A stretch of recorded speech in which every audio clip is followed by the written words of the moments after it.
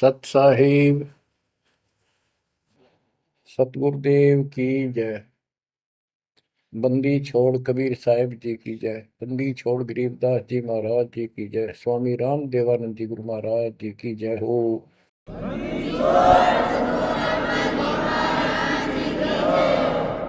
सर्व संतों की जय, सर्व भक्तों की जय, धर्मी पुरुषों की जय।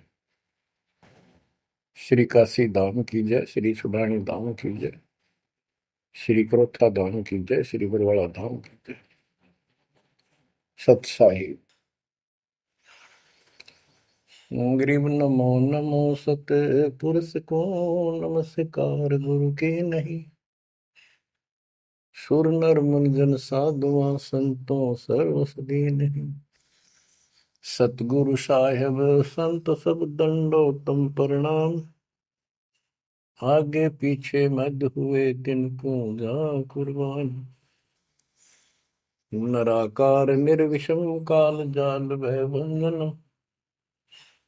निर्लेपम निज निर्गुणम अकल अनुपेषण। सोहम सुरति समापतम सकल समाना निर्तल। उज्ज्वल हिरंबर हरदम अम्बे पर्व अथाह वार पार नहीं मध्य तुम। ग्रीव दोष मरत सिद्ध होई गणनायक गिरताना। करो अनुग्रह सोई पारस पद परवाना। आदि गणेश मनाओ गणनायक देवन देवा। चरण कमल लाओ आदि अंत करूं सेवा। परम शक्ति संगीत अमृत सिद्धि दाता सोई। अविगत गुण अतीतम सत पुरुष निर्मोही। जगदम्बा जगदीशन मंगल रूप मुरारी। तन मन अर्पो शीसम भक्ति मुक्ति भंडारी। सुर नर मुनि जन ध्यामय ब्रह्मा विष्णु महेशा। शेष सहस मुख गावै पूज्य आदि गणेशा। इंद्र कुबेर सरीखा वरुण धर्म राय जावै। समर्थ जीवन जी का मन इच्छा पल पावै। 33 कोटि अदारा जावै सहस 88। उतरै बहुजल पारा कट है यम की फांसी। कबीर सतगुरु के उपदेश का सुनिया एक विचार। जय सतगुरु मिलते नहीं जाते नरक द्वार। नरक द्वार में दूत सब करते खेचा तान। उनसे कभू नहीं छूटता फिरता चारों खाने। कबीर चार खानी में भरमता कबहू न लगता तार। सो फेरा सब मिट गया मेरे सतगुरु के उपकार। जय जय सतगुरु मेरे की। जय जय सतगुरु मेरे की। सदा साहिबी सुख से बसियो। अमरपुरी के डेरे की। जय जय सतगुरु मेरे की। जय जय सतगुरु मेरे की। सदा साहिबी सुख से बसियो। अमरपुरी के डेरे।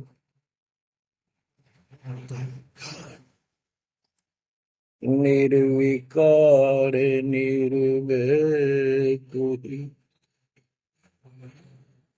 और सकल वैमा। यदि साधो और सकल वैमा। सब पर तेरी साहिब, सब पर तेरी साहिबी, तुझ पर साहिब नो, निर्विकार निर्भय, निर्विकार निर्भय तू ही, पूर सकल बना, हे जी साधु पूर सकल बना, सब पर तेरी साहिब, सब पर तेरी साहिबी, तुझ पर साहिब ना, निर्विकार निर्भय।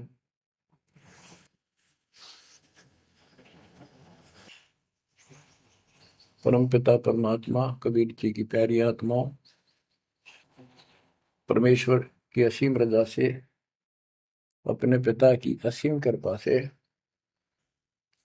आज इस घोर कलयुग के अंदर अपने को धर्म कर्म करने का प्रॉपर ज्ञान हुआ, विशेष ज्ञान विधिवत, और सच्चा ज्ञान, सच्चा भगवान, सच्ची भक्ति, और आपको पूर्ण सतगुरु प्राप्त हुआ। जो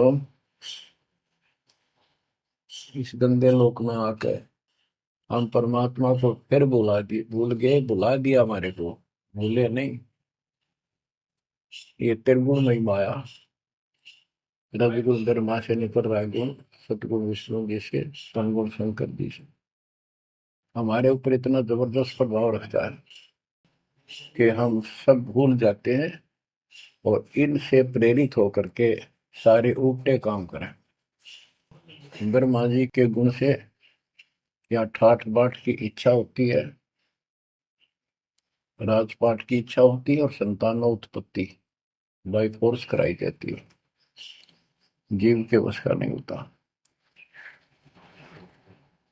और फिर ममता मोह एक ऐसा रोग लगा रखा है, ये सबता लग जाता है। किसी से 10 दिन ठीक से बात कर ले, उससे मोह हो जा, और अपने परिवार में जन्म लेने वाले बच्चों को से तो होना ही होना, हुआ तो 8% सीने से लगाते हैं उनको। तो होता क्या है,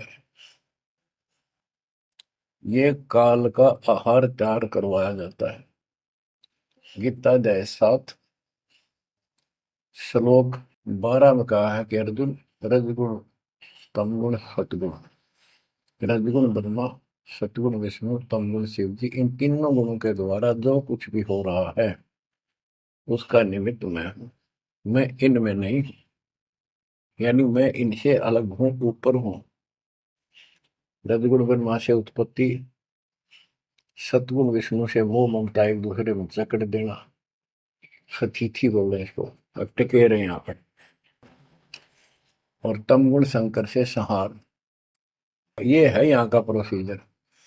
हमारी आंख कतई नहीं खुलती क्योंकि प्रेशर ज्यादा है, इतना दबाव है, जीव की अवस्था नहीं है। आपको इतना ज्ञान सुना दिया और सुना रहे हैं, इस ज्ञान से आपके अंतःकरण में ये फाइनल हो जाएगा एक दिन, क्योंकि बार बार कोई वस्तु सुनते हैं उसका धीरे धीरे धीरे धीरे असर बनना शुरू होता है। हम बातें सुनते हैं, सत्संग सुनते हैं, विचार मालिक के सुनते हैं, वाणी सुनते हैं, तो एक बार तो कति वैराग आ जाता है कि सचमुच बहुत गलत जगह फंस गए या कुछ भी अपना लेंगे।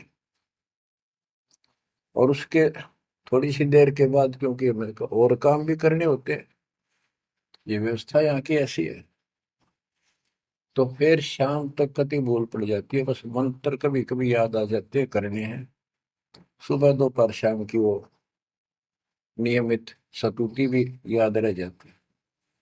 बाकी समय हम ज्यादातर अन्य कारोबार के सिलसिले में, रोजगार के सिलसिले में बातें करते रहते, वह फिर से थोड़ी सी भूल पड़ जाती है, फिर जब सत्संग सुनते हो फिर जागृति आती है। ये ऐसे चलेगा, चलने दो। जैसे आपको बताता हूँ, बार बार दास बताता है कि आप बच्चे स्कूल में जाते हैं, अध्यापक आता है, अपना उसका पीरियड लेता है, सबको सावधान करता है, ध्यान से सुनो, लाइन में बैठ जाओ। तो हम बहुत सतर्क होके उनकी एक एक बातों को सुनते हैं, नोट करते हैं, लिखते हैं, फिर याद करते हैं। उसके बाद हम फिर खेलते कूदते भी हैं, बच्चे घर का भी काम करते हैं, माँ बाप का हाथ भी बटाते हैं।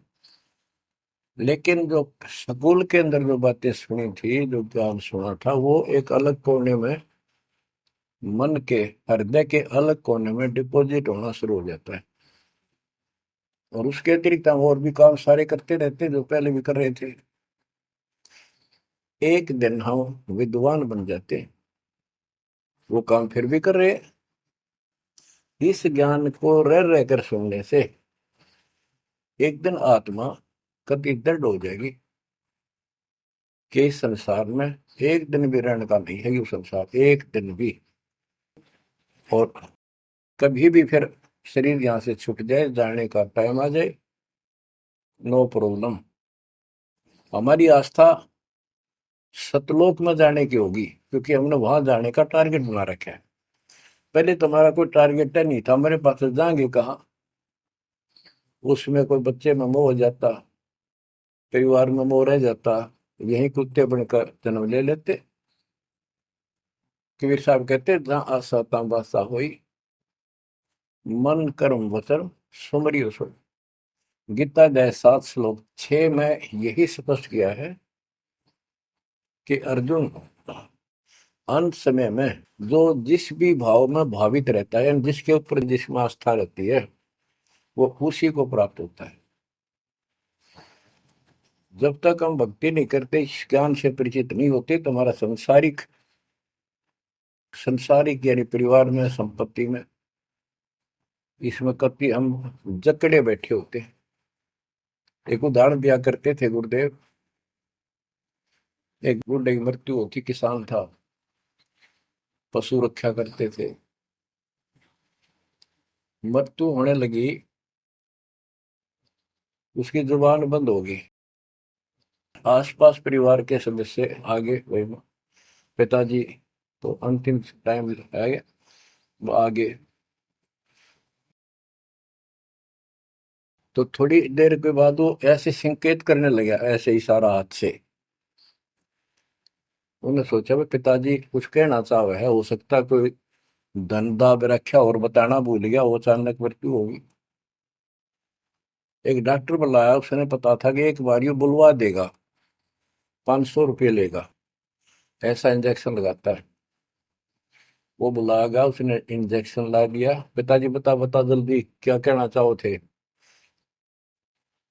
एक गाय का बछड़ा झाड़ू मुंह में दे रहा था, उन्हें खराब कर रहा था।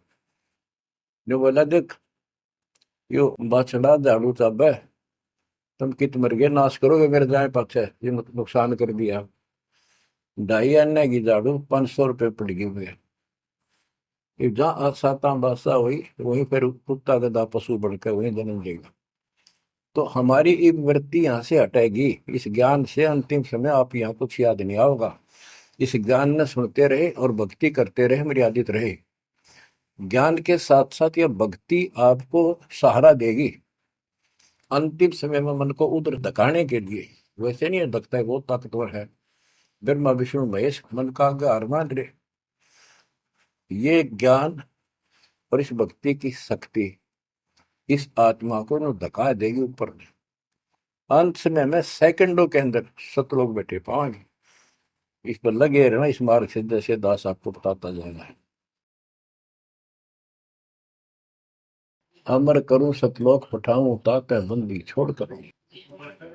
कबीर साहब कहते हैं, मैं अमर करूं सतलोक पठाऊं भेज दूं, इसलिए बंदी छोड़ कर लाता। अब यहाँ ये क्यों हो रहा है, क्या हो रहा है, आपको सब पता है।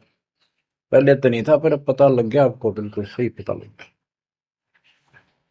माता पिता के सामने बच्चे एक या दो तुरंत मर जाते हैं, चक्कर मारते रह जाते हैं, हाथ कुछ नहीं आना, और कई महीने वर्षों तक उसकी याद सताती रहती है। हम इतने विवश हैं, हम इतने बंद में हैं, हम कुछ नहीं कर सकते, लाचार हैं। एक राष्ट्रपति किसी देश का, या प्रधानमंत्री, या अन्य कोई सक्षम मानता अपने आप को, उसका इकलौता बेटा मर गया, प्रधानमंत्री, टक्कर मारा वो, टक्कर। और उससे पहले जब आकाश में वो हुई थी उसकी तुती, साथ में आकाश में रहा था, उसका दिमाग धरती पे पटक दिया। एक बताते हैं, महाभारत में प्रकरण आता है, द्रोणाचार्य, ये गुरु था कौरव पांडव का, और शिक्षा दिया करता, मोह मत करो, मोह सबसे बड़ा खतरनाक है। द्रोणाचार्य का जब लड़का अश्वत्थामा मरा, मरा नहीं था उस समय तक, ये कह दिया गया अश्वत्थामा मर गया। वो झूठ बुलवाई गई थी श्री कृष्ण में प्रवेश काल द्वारा, कि एक अश्वत्थामा नाम का हाथी था, उसको मार दिया गया। और युधिष्ठिर का बहुत विश्वास करते थे सब, कि ये सत्यवादी है, कभी झूठ नहीं बोलता। तो काल ने यह चाल चाली कि द्रोणाचार्य पांडवों की सेना को मार डालेगा। बहुत जबरदस्त तीरंदाज है, बहुत गजब का शूरवीर निशानेबाज है, इसको कंडम किया जाए। तो उसको कंडम करने का तरीका अपनाया कि इसको एक झूठी खबर फैलाई जाए कि इसको थॉमस का बेटा मर गया युद्ध में, फिर ये पागल हो जाएगा। ऊपर तक दुनिया गीत गाती है, जब लग गया अपने, जब पता लग गया तो युधिष्ठिर से झूठ बुलवा दिया कि तूने कह दे कि अश्वत्थामा पीते,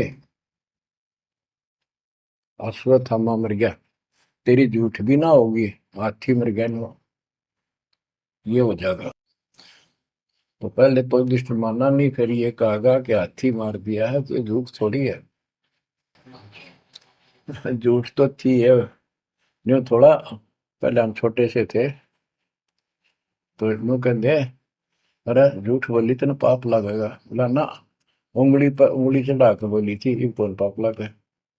यानी ये अपने फार्मूले हैं, पाप तो पाप तो लगेगा। तो सब ने कहा कि आपका बेटा अश्वत्थामा मर गया, दौड़ना चाहिए। तो बोला नहीं, मेरा बेटा नहीं मर सकता, नहीं मर सकता, उसको मारने की हिम्मत किसी में नहीं है। कि युधिष्ठिर कह देगा तो मैं मान जाऊंगा।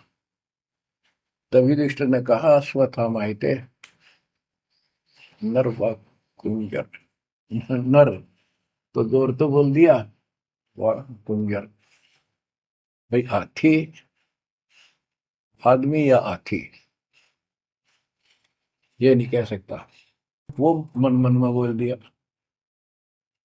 तो यह बात सुनकर अश्वत्थामा आई थे, अश्वत्थामा मारा गया। आगे कड़ा सुना था द्रोणाचार्य, नरवा कुंजर कह गया वो, इतना पागल ने ढाल हो गया, टक्कर मारा, कति कंडम हो गया, उसने हथियार भी नहीं उठा उसने।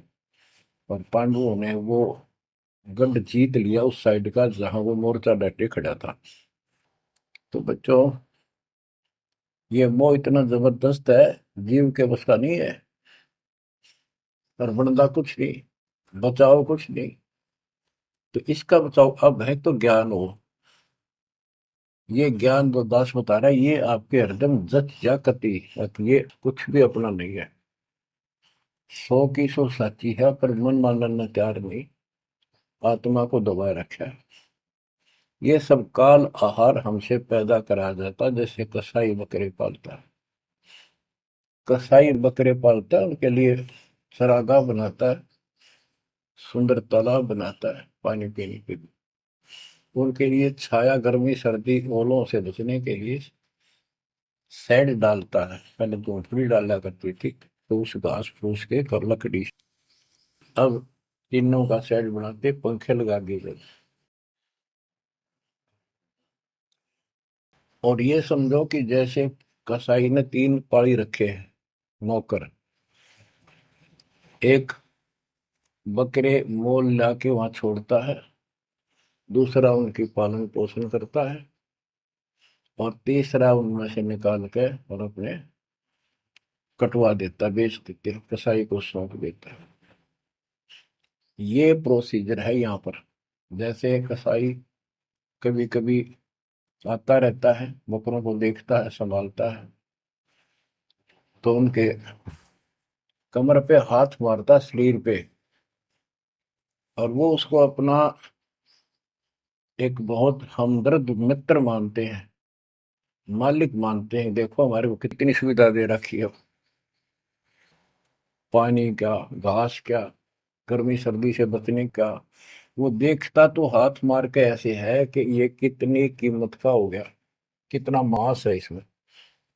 और वो समझते हैं ये प्यार करे हमारे से, कसाई लाड करता है, वो भी उसको प्रतिफल में जीभ से चाटते हैं उसका हाथ, प्यार करते हैं।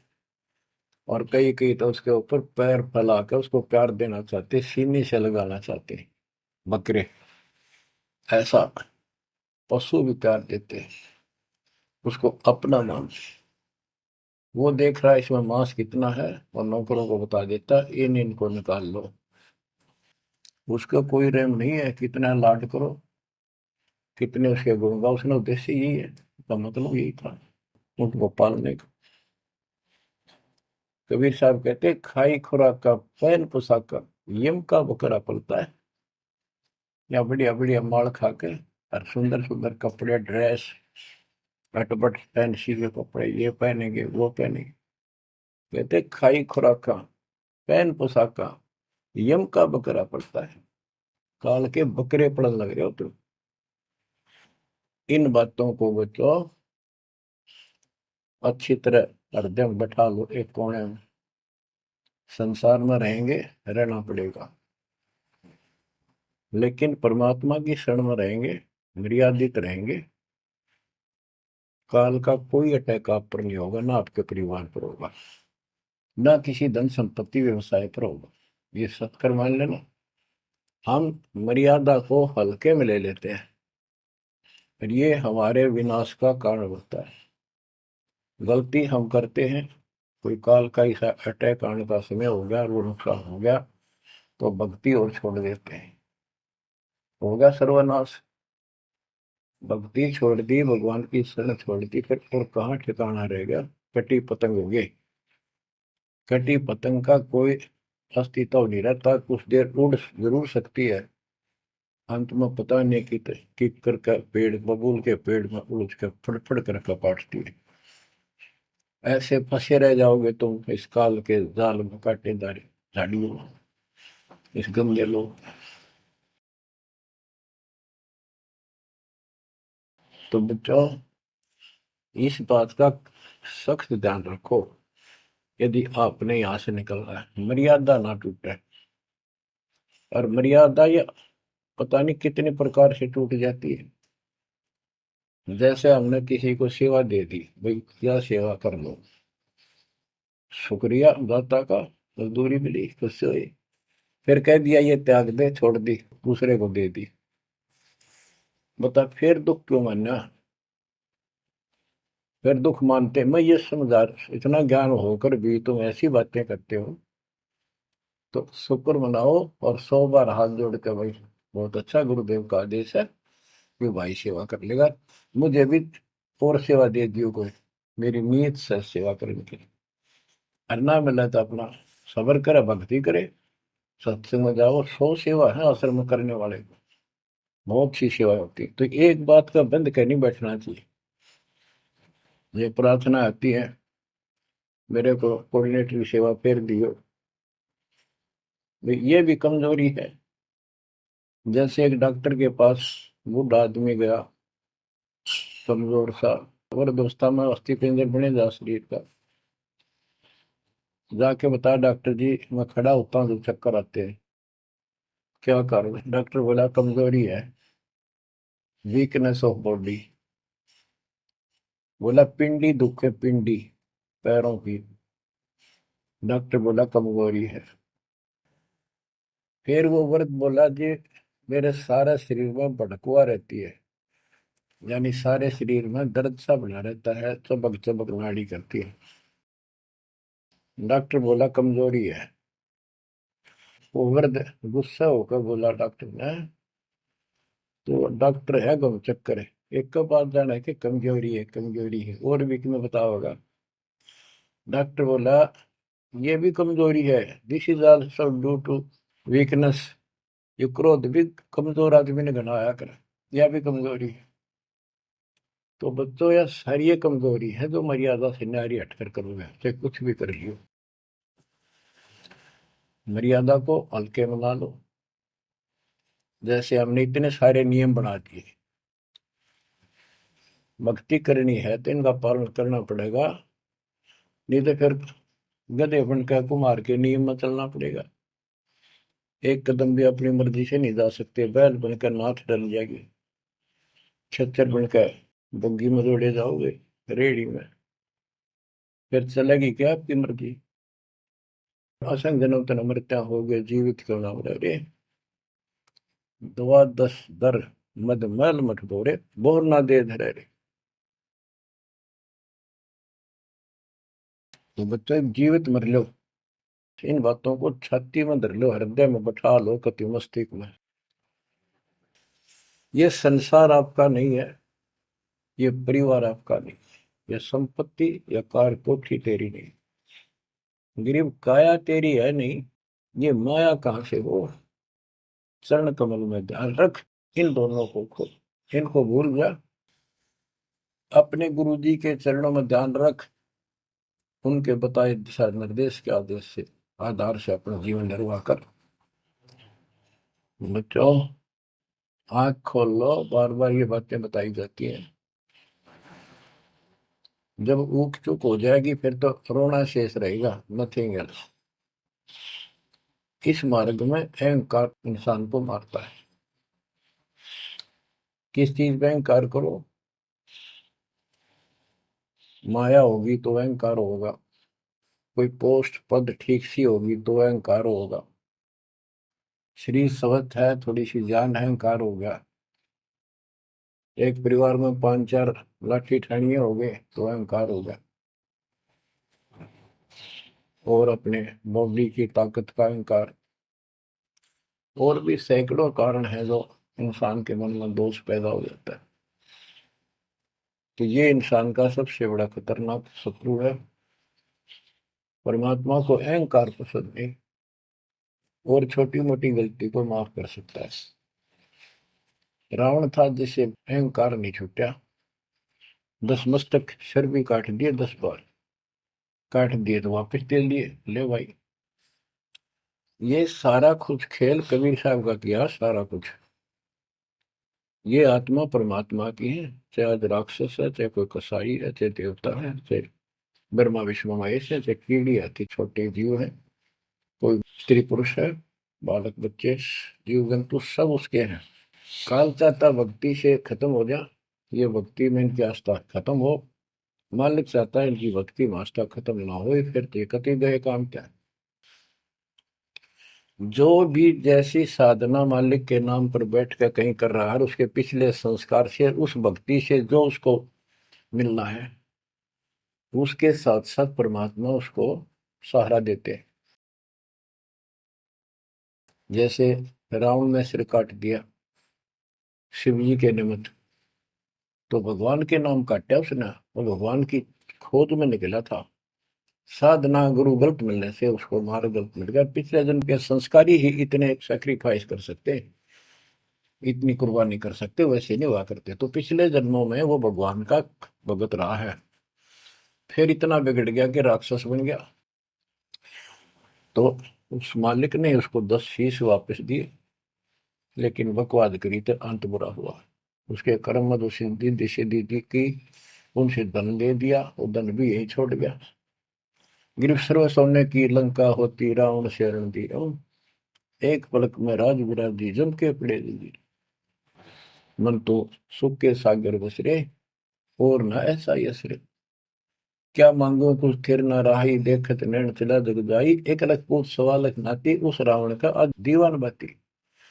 एक पुत्र मांगते फिरते हैं, एक बेटा देते। हे भगवान, बेटा हो गया।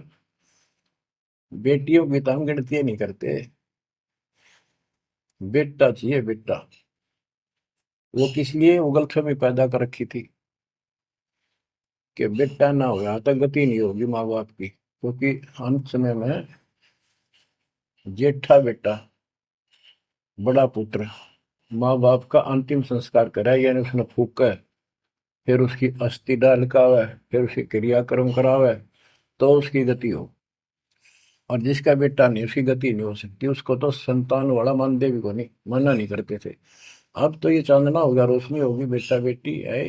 कितनी मूर्खता का काम था। लेकिन काल ने तो उल्टी पढ़ाई पढ़ानी, उल्टा रास्ते डालना, वो होना। एक परंपरा बनाकर बैठ गए, वो एक लकीर के फकीर होंगे। जैसे राजा दशरथ का सबसे बड़ा बेटा रामचंद्र था, उसको राज दे दिया। और बच्चों, फिर उसको वनवास देना पड़ गया मजबूरी में। रामचंद्र जी वनवास में चल पड़े। राजा दशरथ का इतना मोह था अपने बच्चों में, रामचंद्र में विशेष, और जो बिछुड़ा उसमें ज्यादा हुआ करे। तो नो चल पड़ा, महल के ऊपर चढ़ के देखा, दिखता रहा, पर नहीं दिखा। तो चौबारे की अटारी पर चढ़ गया, चौबारे पर। चौबारे पर चढ़ कर जहां तक उससे दिखा, फिर मुंडेर पर चढ़ गया, एडी ठाई गिर गया, वहां से जमीन पर गिर गया, गिरते मर गया। अब रामचंद्र वापस नहीं आया। उसका अंतिम संस्कार किसने करा?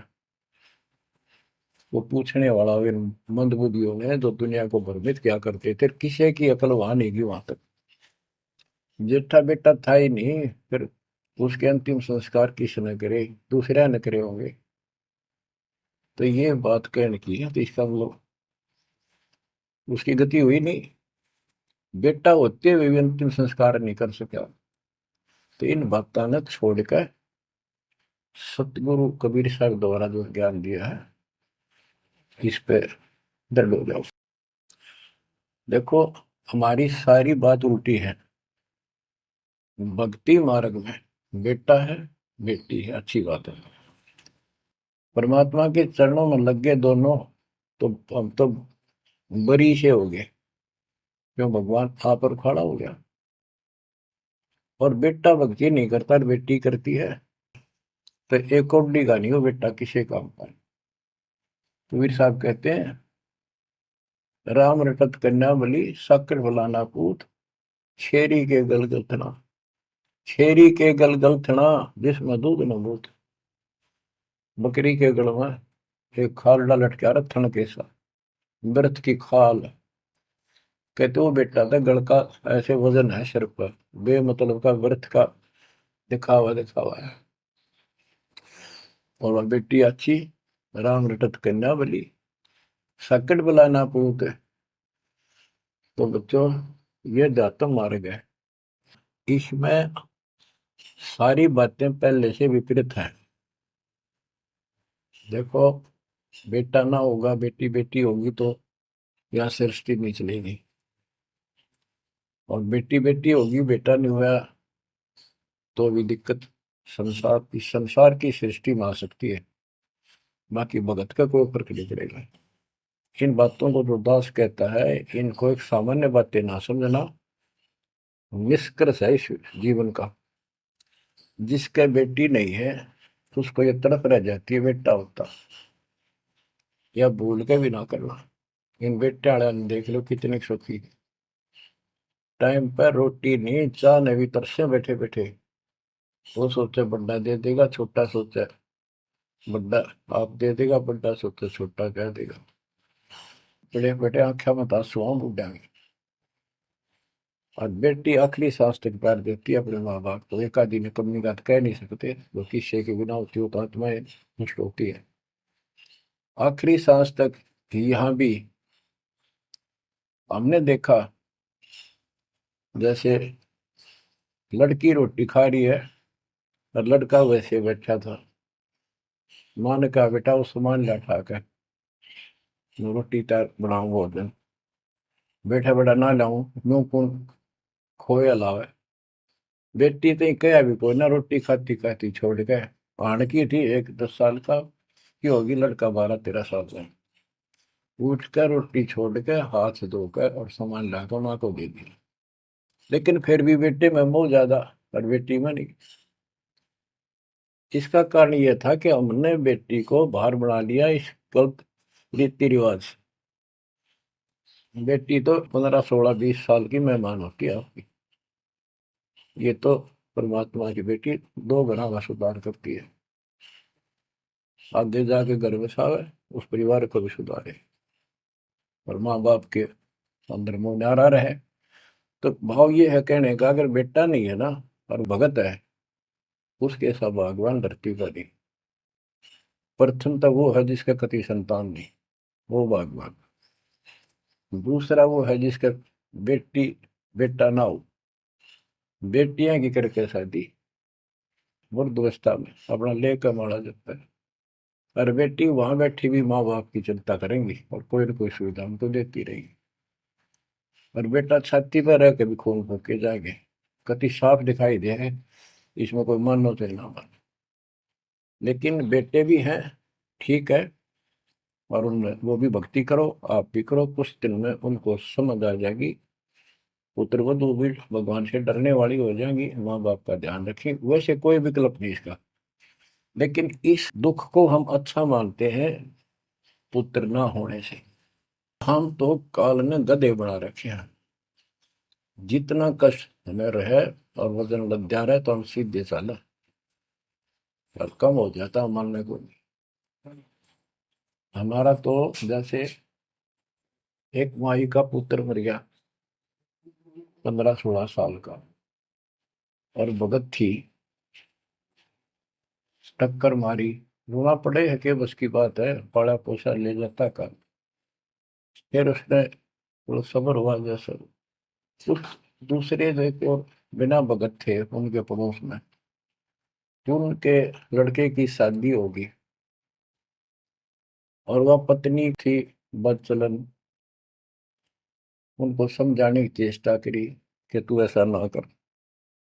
लेकिन वह तो मानी नहीं, उसने वही फांसी खा ली। अब वह भी मर गई और वो बेटा भी जेल में, और वो सारे जेल में। वो दहेज के कारण, एक बेटा था ऐसे ही, उसने बहू को प्रताड़ित किया दहेज लेने के लिए। गरीब घर की लड़की थी, उसने सुसाइड कर लिया। वैसे सुसाइड करना कोई विकल्प नहीं है, इसे गंदे आदमी को छोड़कर कुमारी रह ले, अपने घर पर बैठ गया। तो उस बेटे के कारण माँ बाप ने भी सजा हुई, बहनों तक भी जेल होगी। इसे बेटे ने के फूका, ईसा तो पहले मर जाता था अच्छा था।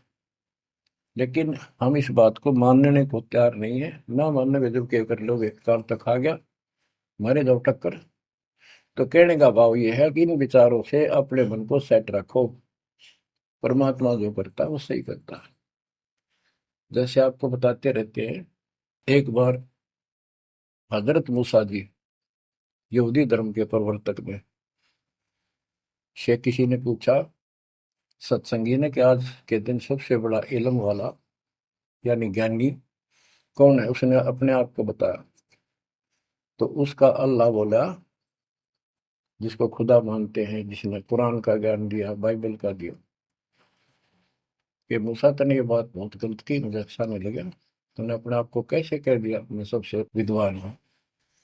अब मूसा जी भी अपनी जगह ठीक थे जी, यो ज्ञान आपसे प्राप्त हुआ, आप भगवान खुदा हो, और खुदा जो ज्ञान देता हुआ सबसे उत्तम होता है, मैं उसी के आधार पर कह दिया। बोला नहीं, तेरा ज्ञान तो अल खिजर के ज्ञान के सामने फर्स्ट भी नहीं, कुछ भी नहीं है।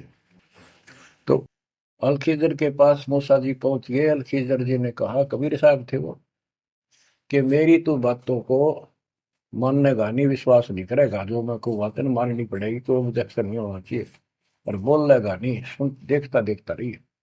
वो बोला, मूसा जी बोले, बिल्कुल महाराज, जैसे आप कहोगे, मुझे सब्र करने वाला पाओगे, कति मैं ऑब्जेक्शन नहीं करूंगा आपकी बातों में।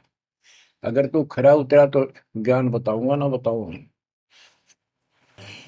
उसने रास्ते में चलते, एक जवान लड़का था, 17-18 साल का, अलखिजर ने पकड़ के और उसकी गर्दन पकड़ के मार दिया। तो मूसा जी बोले, तनिष बेकसूर को मार दिया, तेरा दिमाग खराब है, यूं क्यों मारा तेने, क्या बिगाड़ा तेरा इसको। तो अलखिजर बोला, मैंने कहा था मैं जो करूँ तू देखता रहिए, बोलना नहीं है, मेरी क्रिया पे अविश्वास ना करना। मूसा जी ने अपनी गलती मानी, चल पड़ा। ऐसे ऐसे 2-3 और कारण गए, सब में उसने ऐसे ऑब्जेक्शन किया। आखिर में वो बिना हार गया। मूसा कि मैं इस योग्य नहीं, मैं आपकी बातों को अविश्वास करता रहा हूँ। लास्ट बता दिया कि इस क्रिया के बाद तो फिर ऑब्जेक्शन किया तो मैं तेरे से बात नहीं करूंगा, ना पे बताऊंगा। ज्ञान बोला भी ठीक है, उस पर भी हार गया वो। तब अलखेजर बोला, सुन ले, ज्ञान तो तूने बताऊ नहीं, तो वो लड़का क्यों मारा था। वो ऐसा दुष्ट पैदा हो गया था, इसके माँ बाप भगत हैं, और उनको इतना परेशान करता, वह रो रो का टाइम काटते। उसके स्थान पर भगवान ने उनके घर में 50 साल की उम्र में एक बेटी का जन्म दिया। उनका सुखी जीवन रहा। ये प्रमाण है उसके अंदर, बाइबल के अंदर। तो बच्चों, ये सत्कर मान लो, मालिक जो करे उसको सही मानो। ऊक चूक हो भी जाता, भगवान से दूर ना हो जाना। वो जो करेगा, भगवान कभी गलत नहीं करेगा। ये तो आपने मानना ही पड़ेगा। गलत तो हम करे बैठे, हाँ यू काल करवाने लगेगा, पर रोज गलत हुआ है, एक दिन भी तो नहीं। तो बच्चों, परमात्मा की प्रत्येक क्रिया पे विश्वास रख कर चलो तुम। हमने चाहे कितना नुकसान होता दिखे, राज्य करमता राम की रजा दर शीश, दास गरीब दरस परस, तिस बैठे जगदीश। हम अपनी विचारधारा को ऊपर रखा है, जो घिसी पट्टी और बिल्कुल बकवादों से भरी होती है। इस कारण से हम भगवान पे विश्वास, गुरु जी पे विश्वास, और सब क्रियाओं पे विश्वास करके अपने कर्म छोड़ के फिर काल के जाल में फंसे रह जाते। और वहां कुछ है ही नहीं वो तो सारे उल्टे कर्म, बेसिक परंपरा बनावटी है। बच्चों, विश्वास करो अपने बंदी छोड़ पे, विश्वास नहीं करोगे तो मार खाओगे। गरीबदास जी कहते हैं, गरीब सर्जन अर्जुन को सतगुरु मिले, मक्के मदीने माही, 64 लाख का मेल था, दो गन सब ही जाही। गरीब चंडाली के चौक में सतगुरु बैठे आए, 64 लाख गारत गए, दो रहे सतगुरु पाए। गरीब सरजुन अर्जुन ठाहरे, सतगुरु की प्रतीत, सतगुरु यहाँ ना बैठिए, यो द्वारा है नीच। गरीब ऊंच नीच में हम रहे, हांड चाम की दे, सरगुन अर्जुन समझियो, रखियो शब्द स्नेह। बच्चों, सरजुन और अर्जुन नाम के दो मुसलमान थे। इनके नाम तो मुसलमान पद्धति पर थे। परमात्मा मक्का मदीने में गए तो वहां बहुत से चमत्कार किए। इन दोनों आत्माओं को समझ में आई ये बात। फिर ये सारी संगत में वहां मुसलमान थे, 2 वक्त मुसलमान हुए। इन्होंने कहा, वैसे तो काफी थे मुसलमान भी, पर ये विशेष दृढ़ थे, सब नियमों का पालन करने वाले थे। तो इनका नाम बदल के सरजुन और अर्जुन रख दिया। परमेश्वर कबीर जी ने संगत की परीक्षा लेने के लिए एक लीला की। कि ये विश्वास करते हैं या नहीं करते हैं। क्योंकि भक्तों में गुरुदेव के आदेश का भी पालन कम होने लगा था। जैसे एक लड़की थी, जिसको ज्ञान हुआ वो गलत काम करती थी, वैसा थी। अपना जीवन सुधारने के लिए मालिक से ज्ञान सुना, सत्संग में आने लगी, तो संगत वाले उसको धिक्कारने लगे। गुरु जी से बताया, गुरु जी ने सत्संग के माध्यम से कहा, भाई आपने इस चीज से कोई लेना देना नहीं, कोई सत्संग सुनेगा नहीं तो आत्मा कैसे साफ होगी, कपड़े को पानी साबुन लगेगा नहीं, उसका मैल कैसे उतरेगा। फिर भी वो जैसे तैसे अटपट करते रहते हैं। एक दिन मालिक ने परीक्षा ली, एक लड़की उस वैश्या को हाथी पर बैठाया, हाथी किराए पर लिया, हाथ में गंगा जल, सफेद पानी बोतल में भर लिया जैसे शराब हो, लड़की के कंधे पर हाथ रख लिया, सारी काशी में घुमा दिया, साथ में रविदास जी थे। तो जितने भी सबको पता चलता है, लोग देखते गए, शिष्यों को बुला बुला के लाओ, देख हम तो क्या करते, वहां पर वैश्या तक जाती है, दुल्हा कैरेक्टरलेस है। पहले तो हम भगवान क्या करते उसको, इतने सुख दे दिए, जिसमें जान निकली पड़ी थी, टोटा दुखी कर रहा था, शरीर में कष्ट थे, कहीं सुबह का रोटी भी नहीं थी, और इतने ठाठ कर दिए गुणे दिनों में। जब तो भगवान थे, आज वो शैतान लगे। ये हमारी कमजोर बुद्धि, जीव बुद्धि की सोच थी। सब परमात्मा को छोड़कर दूसरी साधना करने लग गई। गरीबदास जी कहते, बड़ुआ बड़ुआ सब कहे, कोई ना जाने खोज। क्यों ऐसे किया था उस बालक ने, इसको कोई नहीं समझ सका। दास गरीब कबीर कर्म, बट सर का बोझ। कि वो इतने शिष्य बना लिए थे, उसका भार गुरु पे होता है उनको पार करने का। अब वो सारे निकम्मे हो गए थे, अविश्वास कर रहे थे, मर्यादा का पालन नहीं करते थे, तो एक का झटके में सारे आप पड़ गए, वो भार सारा उतर गया। तो उस समय अर्जुन सर्जुन बाहर गए हुए थे, उनका ड्यूटी लगाई थी, तू जाया करो मुसलमानों के मेला में, वहां समझाओ लोगों को। तो मक्का मदीना से ये आए। उस समय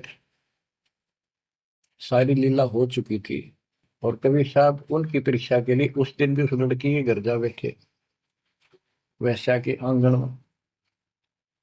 अर्जुन सर्जुन को बताया कि गुरु जी तब भाई कति गिर गए, जुल्म कर दिया सरेआम, वैश्या के साथ हाथी में घूम रहे थे, शराब पी रहे थे। अर्जुन सर्जुन को विश्वास नहीं हो रहा था कि ऐसी क्या बात कर रहे हो, ऐसी बात कहने से ही पाप लगता है गुरु जी के प्रति, तुम ये बोल क्या रहे हो। तो एक बोला, मैं अभी देख कर हूँ, आज भी वहीं बैठे ना, एक ही ना, तो जा देख ले, देख लो जाके। वो दोनों वहां गए, परमात्मा बैठे थे, लड़की पैर दुबारी, गुरु जी बैठे चारपाई पे, बेटी बैठी नीचे। तो गुरु जी को शिक्षा देते हैं, गिरफ्त अर्जुन अर्जुन ठहरे, सतगुरु के प्रतीक। यानी उनने कुछ दृढ़ता दिखाई थी, फिर जाके देखा तो वहां सतगुरु से बोले, सतगुरु आना बैठिए, यो द्वारा है नीच। हे सतगुरु, आप यहाँ ना बैठो, ये तो एक नीच औरत का घर है। परमात्मा बोले, गरीब ऊंच नीच में हम रहे, ये हाड चाम की दे, तुम्हारी हाड चाम की दे है, इसकी वही। अर्जुन अर्जुन समझियो, रखियो शब्द स्नेह। तुम समझ जाओ, अपनी भक्ति कर लो, जो नाम दिया, इन बातों में कुछ नहीं दे रहा। तुम गुरु को शिक्षा देते हो तो मेरे गुरु हो गए।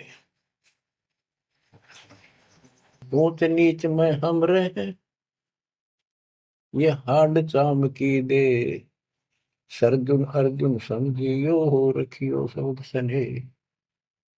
तो उनकी आंखें जब खुल गई, पैर पकड़ दिए, माफ करो गुरुदेव, मेरे नीच आत्मा है, हमसे बड़ी भूल होगी, क्योंकि वो चाहती उनको भगत की भक्ति।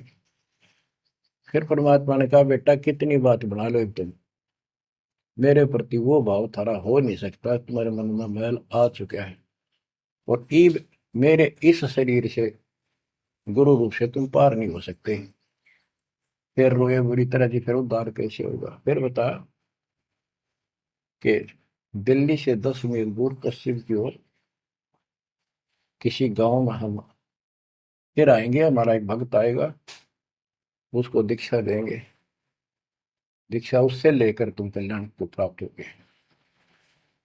तो वो कहते हैं वहां से चल के वृद्ध अवस्था में हमायूं गांव है खरकोदे के पास, वहां आकर उनके कति वृद्ध हो गए, मालिक की कृपा से वो 200 साल जिए ऊपर से। और फिर गरीबदास जी को परमात्मा मिले 10 साल की उम्र में, उनको दीक्षा का आदेश दिया। तब उसने वहां से दीक्षा लेकर वहीं शरीर छोड़ दिया, छुड़ानी में। उनकी अभी तक हमारे सामने बताओ थे, हम जाने लगे थे कि अब 2-3 साल पहले, 10 साल पहले, या भोरी वाले महाराज आया करते गरीबदास जी, उन्होंने वो मंडी फुड़वा दी। उनके दोनों की यादगार बनी हुई थी, इसलिए फुड़वा दी कि लोग इन पूजन लाग जाए गरीबदास जी को छोड़ के। तो कहने का भाव यह है बच्चों, आंख खोल लो, इन बातों को चिंतरा, गुरु के प्रति कभी अविश्वास नहीं होना चाहिए, और परमात्मा की प्रत्येक क्रिया को शिरोधार्य होना चाहिए। आंख खोल लो, परमात्मा बार बार यह मौका नहीं देगा आपको। समझा है तो सिर दर पाऊं, और नहीं रे ऐसा था। ये संसार समझदा नहीं, कहंदा शाम दोपहरे गरीब दास ये वक्त जात है, रोवोगे इस पैरे। भक्ति नहीं करते वो न्यू रोएंगे, गलत साधना कर रहे वो रोएंगे। ये सच्ची भक्ति करके मर्यादित ना रहे तो तुम रोओगे।